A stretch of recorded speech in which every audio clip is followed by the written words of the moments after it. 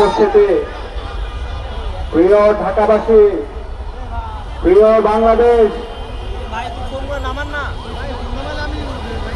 একটা দল পাগল হয়ে গেছে। কি হয়ে গেছে?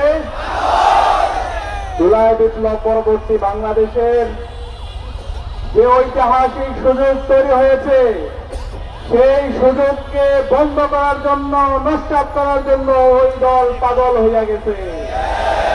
ওই দল প্রতিবাদী আমলে যেভাবে পেছনের দরজা দিয়ে ক্ষমতায় এসেছিল খুনি হাসিনা, সেই কাঠামো আবার রেখে দিতে চায়। জুলাই বিপ্লব পরবর্তী আজকে ১.৫ বছর সময় আমরা পার করছি। আজকে 500 দিনের আমলনামা যদি ওই দলের দেখেন, আপনারা দেখতে পাবেন ওই দল পুরো সময় ধরে চাঁদাবাজি, টেন্ডারবাজি, ধর্ষণ, সন্ত্রাস এবং মাফিয়াতন্ত্র কায়েম করেছে।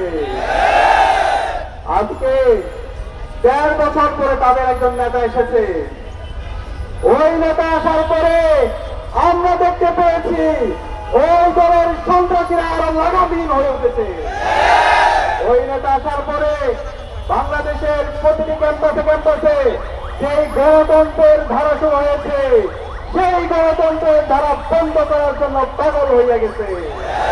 আমরা দেখতে পেয়েছি শাহজালাল বিজ্ঞান ও প্রযুক্তি বিশ্ববিদ্যালয়ের যে নির্বাচন, সেই নির্বাচন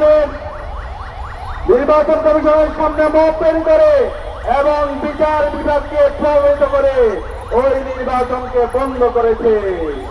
আজকে সারা বাংলাদেশের মানুষ দেখছে ওই দল বাংলাদেশের গণতন্ত্র চায় না, তারা বাংলাদেশের মাফিয়াতন্ত্র চায়।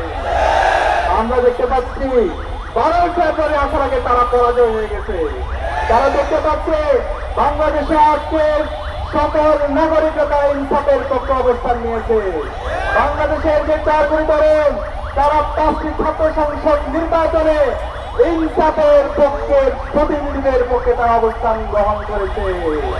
এবং আসন্ন যে নির্বাচন, 12 ফেব্রুয়ারি যে নির্বাচন, সেই নির্বাচনে ইনসাফের পক্ষের প্রতিনিধিদেরকে বিজয় করার জন্য তারা মুখিয়ে আছে। এই বিজয় থেকে তারা পাগল হইয়া গেছে।